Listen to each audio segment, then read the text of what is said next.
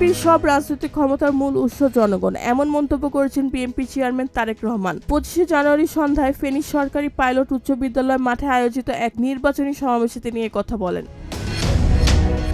তারেক রহমান বলেন, আমরা রাজনীতি করি দেশের মানুষের জন্য, জনগণই হলো বিএনপির সব রাজনৈতিক ক্ষমতার উৎস। তিনি ফেনী, লক্ষ্মীপুর ও নোয়াখালী মানুষের প্রতি আহ্বান জানিয়ে বলেন, এলাকার উন্নয়নের দাবি যেমন আপনাদের আছে, তেমনি বিএনপিরও আপনাদের কাছে একটা দাবি আছে, ধানের শীষকে জয়যুক্ত করার। দেশের মানুষের জন্য বিএনপির পরিকল্পনার কথা তুলে ধরে তারেক রহমান বলেন, দেশের খেটে খাওয়া নারী সমাজের জন্য আমাদের ফ্যামিলি কার্ড চালু করতে চাই। তিনি বলেন, এই কার্ডের মাধ্যমে প্রতিমাসে গৃহিণীরা সরকারের পক্ষ থেকে কিছু সহযোগিতা পাবেন। পুরো মাস না হলেও অন্তত এক সপ্তাহের সহায়তা অনেক পরিবারের জন্য বড় সুবিধা হবে।